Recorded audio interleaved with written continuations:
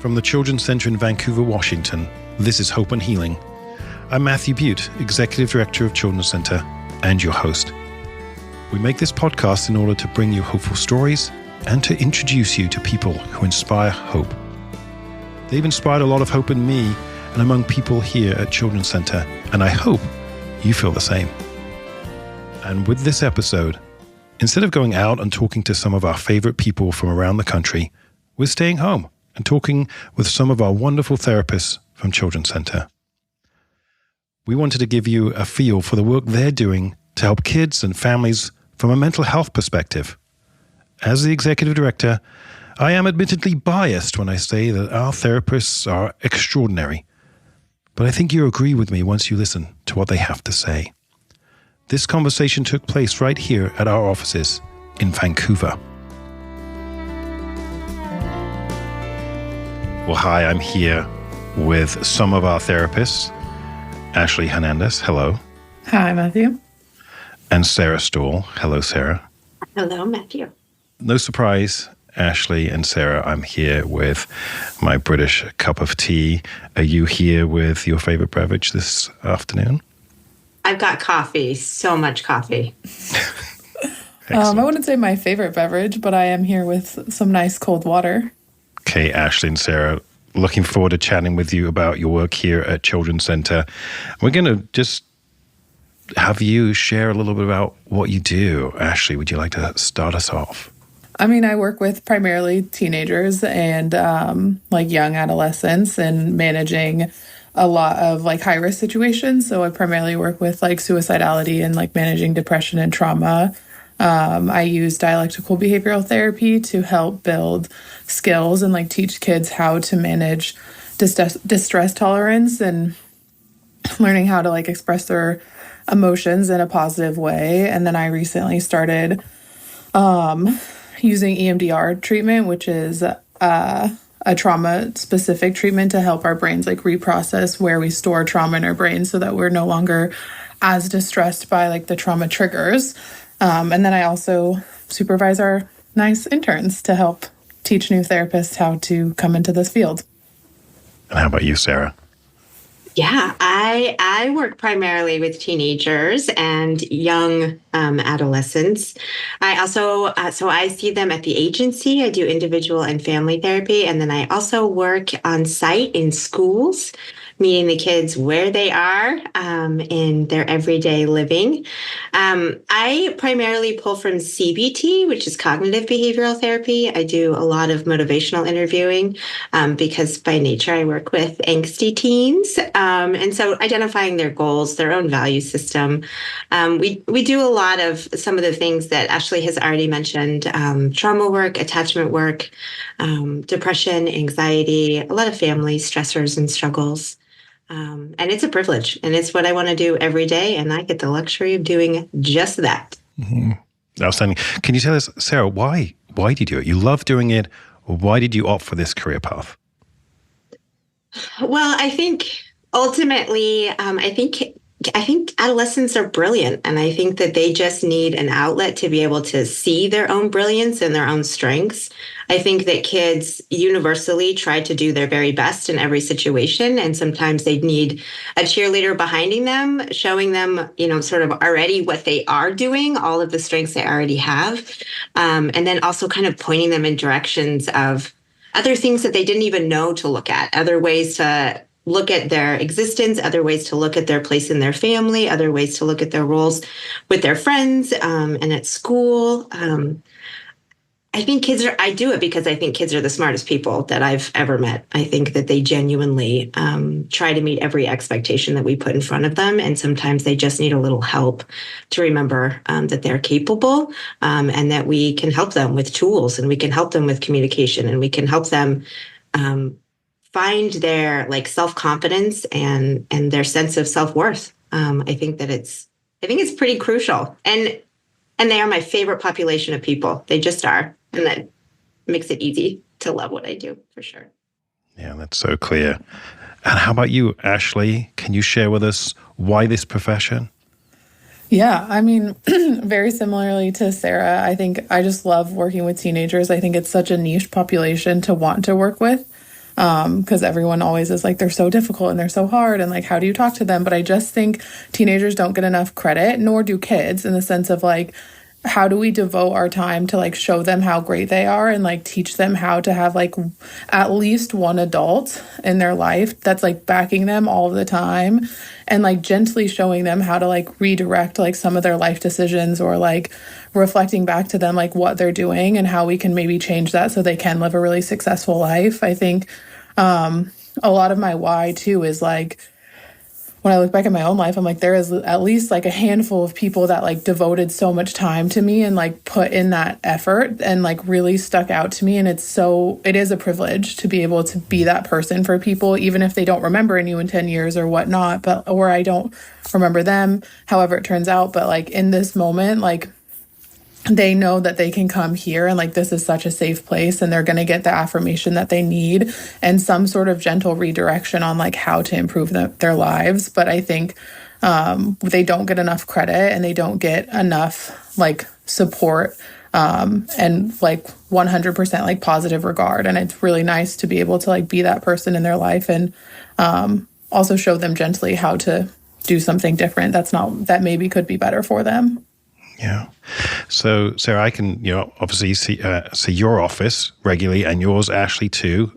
Those listening to that, they can't see your offices. But if they were to step in, what might they notice, perhaps some of the tools or resources you have that you use in working with teens? Maybe you can share at least one with us. And Sarah, you want to go first? Sure. Well, if you were to walk into my office, I think the first thing that you would notice is a lot of kid art. And it comes from the tiny humans that I have worked with. And I think that is actually a tool that I use, because I think kids underestimate their abilities. And I think they underestimate how much people find beauty in any of the products they do, whether it's poetry that's on my walls, whether that's paintings, whether that's sketches and drawings. You can't miss it. And I think being able to show them that, other kids have also struggled and have found beauty in different ways to demonstrate that. And it's so profound. We want to hang it on our walls. So that's definitely like, you can't miss that walking into my space. I think also, there's in my office, there's a lot of like fidgets, things like that to kind of take the weight off of the heavy things that they want to talk about or need to talk about. There's a lot of like building blocks that we use as like figurative demonstrations. So like there's magnetic little toys that we kind of stack, and we look at it in terms of like, how are we stacking our strengths, or how are we stacking our struggles? And then which ones of these kinds of things are easier to move? Which ones are harder to move? Which ones do we want to let go of? Which have good bases? Like, it's a lot of visual kind of representation of how do we move through things with grace and confidence, regardless of what's going on around us. I don't think you can miss that walking in here. At least I hope not. No, it's very true. Thank you. How about you, Ashley, if we were to wander into your office? I mean, I think the first thing people usually bring up is the like giant sloth stuffed animal that I have in the corner. And I think I've kind of developed this little like cozy corner in my room, because I feel like it allows kids to like sit there and like get comfortable and just be like, oh, that's like a soft place to land. And like, I really want kids to think that this is the soft place to land. Like, I'm not going to come in here and like criticize you or like judge the things that you're doing. And so I think that tends to be the first thing that people point out, is this like cozy corner that I have in my office with like a beanbag chair, this giant sloth, some pillows, a tapestry, and these like cozy little lights around it. I also have a lot of fidgets, like Sarah said, but I also have like a lot of board games, because I think those are really helpful as like a distraction for kids when we're talking about tough topics, and they don't want to like look me in the eye, or they want to focus on something else as we're talking about things. So I think those are some other things you would notice. But I think the cozy corner is the one that like I like the most, but I also get a lot of comments on it, and they're like, I always want to take a nap here. And I'm like, you could if you wanted. Excellent. I love it. I also remember that too. Way to go for that nap. What would you say, you've talked about your work, what would you say would be Children's Center's defining piece, or if how would you say it's different from other mental health agencies? How we're different? I think one of the things that like our clients have said to me is like, I can really tell that you're happy to work here. And I think one of the things that feels really different to me in this field in general is like, knowing that like I have unconditional support as well, like from my supervisors and from my colleagues and like from my bosses, like I think it's hard to be in this field, and it's hard to be in this field for many different reasons, because we can be criticized often, or like we're dealing with high risk situations. But I've never felt like I've done something wrong. Like maybe I have felt that I've done something wrong, but I have never been put to blame for that. And I think one of the things that feels really different to me is just like the unconditional support that we have here, and the ability to like lean on our coworkers in a really positive way, or like our supervisors, or even you, Matthew. And so I think that's one of the things that has been really different for me in this field and in this job. And honestly, one of the reasons I've stayed here so long, because I don't think you can really be in this field for a longevity of time if you don't feel supported as like a clinician or as an employee. And I don't feel just like an individual. I feel like we're constantly working as a team, even though my job is so individualized. Like I'm not in therapy with another therapist or working on another team with a therapist. Like I'm alone in the room with a kid, but like I also am not alone in this agency, and I feel that. How about you, Sarah? What would be your assessment of how children's centers are different from other mental health agencies? Yeah. And I have been in this profession for a very long time. And I think this is an easy question for me to sum up very shortly. I feel like the Children's Center really sticks to its values and its mission that's outlined for it, in terms of we want to meet everybody where they're at, that we are dedicated to the community that we serve. And I think it's a lot of what Ashley also said. I mean, I don't think I've ever worked at an agency where there was such a willingness to step in and to help, regardless of the family dynamics or the stressors, regardless of what's going on with each of the individual tiny humans, regardless of what's happening in school. I 100% come to work every day knowing that I'm coming to a place that is fully dedicated to the community that we exist in, and the kids that need help in it, and the families that need help. And I think right now is such a really like pivotal like point to kind of demonstrate that, in that it is our holiday season.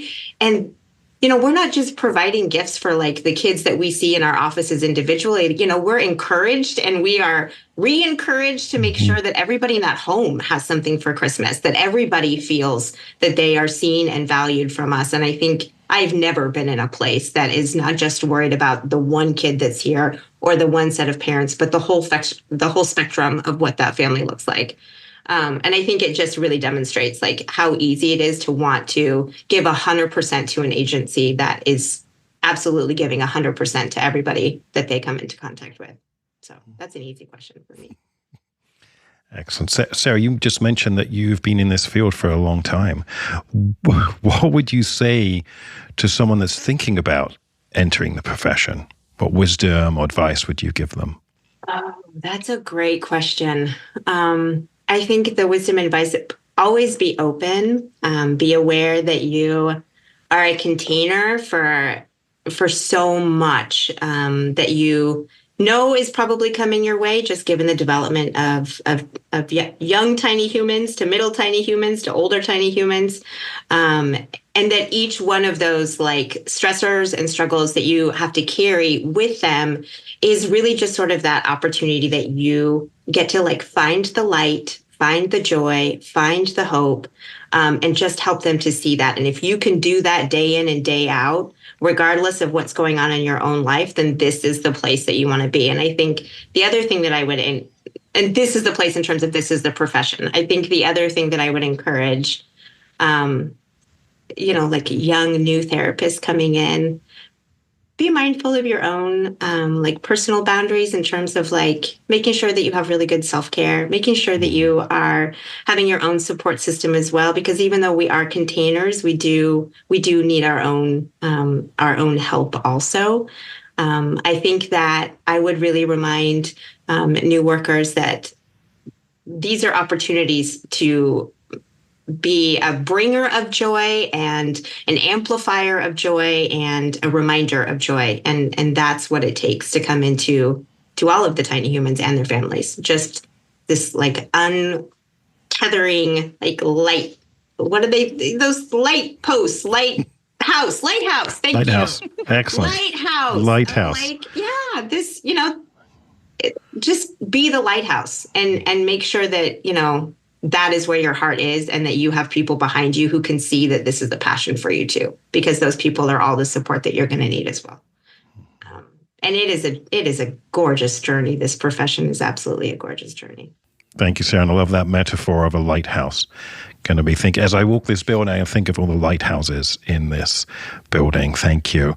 How about you, Ashley? You mentioned earlier that you're helping to train brand new therapists, interns that we have here at the center. What kind of wisdom as they begin do you share with them? I think the biggest thing is don't be afraid to show up as yourself. I think my kids and my families, they get me. I'm not going to be something I'm not. And I think imposter syndrome is so real in this field because we have this image of what a therapist is. But I think it's okay to be goofy. It's okay to be silly. It's okay to make jokes. And I think that's been the best thing that I've told myself is it's okay to show up as myself because I'm not going to be a perfect fit for everyone, and that's okay. But they're never going to know that, and we're never going to know that if I'm not the person that I always am. And I think the other thing too is like Sarah said, is figure out how to take care of yourself because as much as we are a container, we also are humans and we matter. And this work impacts us to some extent afterwards. And so how are you taking care of yourself when the day is done? And what are you doing to recharge? It's that same saying of you can't pour from an empty cup. And if I'm not filling myself up in certain ways, that my clients aren't going to do that because that's not their job. And so I have to do that. I have to learn how to take care of myself. And so I think that's the other thing that I really lean on to is how are you taking care of yourself and what are you doing to recharge and fill up your own cup? So those are, I think, the biggest ways I try to influence people in that direction. You both see older kids here, our teens, and we know that it's a group that in particular has struggling with depression, anxiety, suicidality. We see the numbers around suicide for that 10 to 24 population. How do you help nurture hope in those kiddos when they feel truly lost, truly struggling? That first session, perhaps, or first few sessions, what are some of the things you do to help nurture that hope in their lives? And perhaps, Sarah, you want to start us off with that one? I think what rings true for me as you were sort of asking that question, I think I am a strength-based therapist, and in the first handful of sessions, what I'm really gunning for is reminding them of all of the amazing things that they have already accomplished, and amazing in the little day-to-day when we have really depressed people, getting up out of bed and even just to make your bed and get back in it. The fact that we got up and got out to do that, that is a huge accomplishment. How do we build on that? I think that, I think right now with social media, I think with the pressures in schools, I think kids lose sight of all of the little great accomplishments they do from day to day. And I think for me, being strength-based, I'm looking for all of the wins before I'm looking for even an ounce of where we're struggling in terms of I can, I won't, or you should do it differently. Because again, I think that we have to show them that they already have a lot of this greatness in them. It's just about them remembering that, finding it in themselves, and then amplifying it. So when I think about depression and anxiety, I think about the fact that they are even willing to talk about it. Accomplishment 1, that's huge. That's a big deal that we can build off of. Just that willingness right there, that first initial step. I mean, that's a win, I think. So that courage to walk through our doors, to enter therapy, it is truly to be celebrated, and hear that in your voice and your description there. Thank you. How about you, Ashley? How do you help nurture hope for those kiddos that especially need it? We all need it, but when they're really struggling, what do you do for them? Great question. I think I do also lean on the strength-based side like Sarah does, but I also heavy on the relationship side of the with kids. And so I would say like I'm a relational based therapist. And so I work more on like, how do I build a relationship with these kids? I often think of like depression and anxiety as like this kind of like well that we have inside of us. And like, I want to show them like, I'm not afraid to sit in the well with you. Like, it doesn't terrify me. And I think not many people are willing to like sit in this like deep well of like emotions or like isolation or whatever is coming up with them. And I think letting them know that like they're not alone and showing them like it doesn't terrify me, like the things that you're going to say or have said to me, like I'm here regardless. And I think that's the biggest kind of like hope builder for me, is like showing them like you can say whatever you need to say. And like, I'm not going anywhere. And I think for them, that's really encouraging to see like, oh, I can say some of these like dark things that I've been keeping to myself or that I haven't shared with anyone else. And like, Ashley's not going anywhere and she's not responding in a way where I'm like, oh my gosh, I shouldn't have said that. They're like, okay, like I can really show you and tell you these things. And by just like showing up and being here and being able to like step into this well with them and like sit down in the darkness and not be afraid of it. Like, I think that's the biggest kind of like hope builder that I lean on. Ashley, I think that really like hits such a pivotal point too. You know, that sense of belonging, that even in your darkness, like even in your lowest of lows, like you can come here and we want to hear it all and we want to be there with you to like help you carry it. That sense of belonging, I think, is really a hope fire starter for sure. So when you're having these conversations, you shared a little bit earlier some of the things you do in the first sessions. We're really lucky here that if anyone was to wander around our building, they'd see that we have a therapy garden. What role might that have, or does it have, in your work with the kiddos that you see? Oh, I love the therapy garden. I think Sarah has also seen me in the therapy garden doing some coping skills with kids in the therapy garden. I use it a lot for like the 5 senses skill. So like the 5 things that you can see, 4 things that you can hear, 3 things that you can feel, 2 things that you can smell, and 1 thing that you can taste. I often get really like literal with kids on it. So we will lay on the ground, close our eyes. We're in Oregon, so it's rainy, so we only do that during the summer. Yep. But we'll close our eyes and focus. Just actually to clarify quickly, we are actually in Washington. Oh, sorry, my bad. We are. In my brain, we're in Oregon. You live in Oregon, but yeah. We're in Washington. So we're in Washington. Still rainy, but so we only do that during the summertime or when it's not raining. And we also are so lucky to be across the street from Safeway, so we can really hit that scent one real good. And I think that's the funniest part too, is to really like when a kid is really feeling down. I use humor a lot in therapy, but I will be like, man, can you smell those chicken tenders that they're making at Safeway? And then they're just like, where did she come up with this? Like, and it totally pulls them out of like whatever they were feeling. And then they are just like backgrounded in the moment. So I use a lot of grounding skills out in the garden. And we have great smells around us. We have funny noises at times. There's kids everywhere. And so you can really pick up on all the other kind of like grounding senses. But that's one way that I use it. And like I said, I know Sarah's seen me out there like giggling with kids because I've said something obnoxious that they think is funny. But it helps, like, because I think humor is so big on that too. I think I have definitely, Ashley, seen you out there and in the most awesome kind of interventions ever. Like, I feel better just watching you doing it. I use the garden I think for me, it is often in that kind of relational building phase that Ashley was talking about. I think kids have a pretty distinct stereotype of therapy and therapists, and because their parents are usually the one making them do it. I use the garden to like take out one of the tiny humans and we paint our nails while we sit and talk and get to know each other and figure out, so it's like a way to sort of normalize the experience without it feeling like I ask questions and you answer them. Instead, we can interact and we engage. And the garden is great for the 5 senses. That I think we've all used that intervention out there, most definitely. We have a labyrinth. I like that too. That helps kind of give a demonstration of how easy it is to find different ways to meditate and different ways to connect with yourself and your inspirations. So I think that's pretty cool out there. And it's like a garden that never goes out of season. I mean, we are in the Pacific Northwest and it rains all the time, but there are always flowers out there.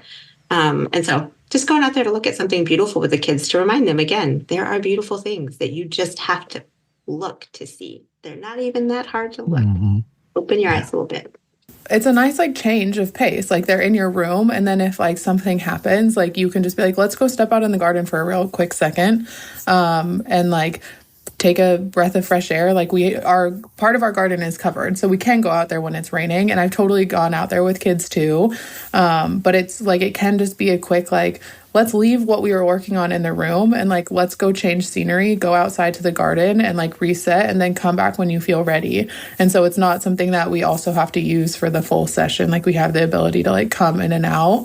And I think that's really a good redirection for kids too, when they're like working through something so big and heavy in here.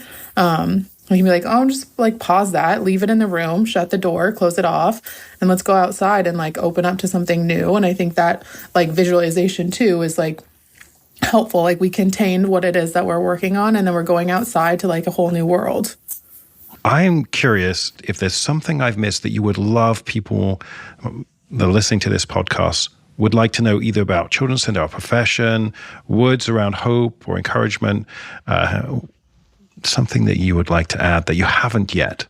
What I hope at the end of every day, when I leave work, when I'm driving home, it is sort of this bubble of time where I just to kind of get to be with myself before I have to go be a mom and a wife and you know, all of those things that go into that. And when I'm driving home, what I'm thinking about is, did I make a positive impact? Who made a positive impact in my life? And I think that one is key for me to remember, because I think for me, it's pretty important that I tell my clients, or I tell the consumers, the tiny humans, what I took away from them also from week to week. And that continually sort of blows their mind, that we are listening to them as much as we are hoping that they're listening to us for inspiration as well. And I think about, you know, if I could do more, when will I be able to do it next? So it's not so much about what I missed or sort of feeling like I failed at something. It's like, oh, I noticed that this part wasn't maybe my strongest show up in that moment, but I can do this then, and I can do that here, and I can ask for help from this person or that person, if it's something that I need to rally back. But really, it's about kind of thinking about, who of these tiny humans from my day am I going to tell next week, you won't believe what I remember that you said, you were absolutely right. Or thank you so much for knowing that answer, because I absolutely didn't know it and now I do. Like reminding them that they are just as much a contributor to our existence from time to time. So it's beautiful. Thank you, Sarah. I love that. So 3 questions you ask yourself, see if I've got this right then. How did I make an impact? Who made an impact on me? And then what can I do differently next time? 3 great questions to ask on your way home. Ash, I'm going to ask you this question first. What does a win look like when you're working with our clients? I think about that question the most, in the sense of like, also like progress, because I think everything like progress is a win. I'm also like very competitive. And so like to me, progress and winning are like the same. And I think it's just those like little moments. Sometimes it's like their ability to like look at things just slightly different, or like shifting how they would react to something a little bit more, or being able to like share an emotion that they wouldn't have been able to share beforehand. And I think it's these tiny like perspective switches and like tiny behavior things that you notice. Because I think people always think, well, I'm going to go to therapy and I'm going to come out and I'm going to be different. But they're like, what does different look like? And how do we get to feeling better? And it's all of these like little steps that you're taking along the way. And every single one of those steps is a win. And I think it's so nice to be able to like look at just like 2 weeks into therapy, 3 weeks into therapy, 6 months into therapy, and be like, look at all of these little wins that you had along the way. And so I don't think I could categorize it as like one specific thing, but it's watching them take this first step into change. And like, even if they take a step backwards, they're catching that, right? And so like their ability to like reflect on their own behavior, and their ability to be like, doing something different that like actively is going to make something feel better. Like I think all of those small steps are wins, because they're not all small. They're all like leading you down the path to like just continue on living. And so it's just like these steps forward. And it's movement. It's not just like this specific thing or that specific thing. It's just movement in the thing that we're doing. Thank you, Ashley. How about you, Sarah? What does a win look like to you? I'm a lot like Ashley, and this one is easy. It's easy in my head to answer because I think everything is a win. It's easy to find the wins, excuse me. And it is a lot like Ashley said, these little tiny successes. I think on the daily, a win for me, but maybe it's selfish of me, but I get so excited when the kids and their parents come in and they are already in mid-conversation before you even have to ask a question, which means they took whatever it is that we gave them the last time they were here, went and applied it to their lives, and they've been waiting all week to come and tell us it. So much so that they don't even need the question. They already know what they're going with. And so I think that's a really big win, that they are taking something from us and putting it to practical use. And then we have evidence of that.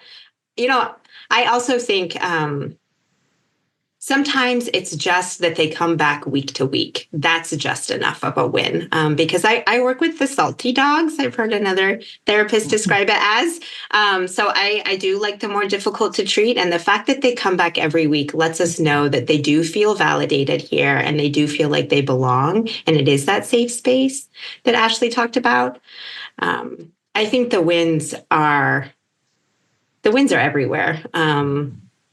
It really is just one little step building into the next step. And I think ultimately the biggest win that I could probably identify are those kids that graduate services and recognize that they struggle and they also come back. I think there is nothing more challenging sometimes than knowing that you need help again, but knowing where to go to ask for that help again and wanting it, I think that's a life win. I mean, that is a life skill that you can't beat. And so I think that's probably my favorite win is when sometimes we see them come back. It's the hardest when we get to say, well, we hope we never see you again. But if we do, please know that we are so excited to see you again. So, I mean, I think that's a pretty big win. I think I want to add on that too, because I think it's so cool to be able to like watch them grow and like get from point A to point B and be like, okay, like you're done. You can do it on your own. Like you have everything you need and you are everything that you need. And I'm right here if you need to come back. And like their ability, like the comfort you can kind of see in their face when they're like, oh, you're not gone forever if I need you again. Or just their ability to be like, I have a good relationship with therapy because I had this therapist. It's not always me. It's not always Sarah. It could be someone else. But like they had a good enough relationship with the act of therapy that they know that it's helpful and they can go back if they need it. And I think that's the biggest win that like I always want people to know is like, if it's not me and if it's not someone else, like how can we find you with a therapist that like helps you have this relationship with therapy that you can come back if you need to. You can finish it and get all the tools and the skills and process all the things that you need to.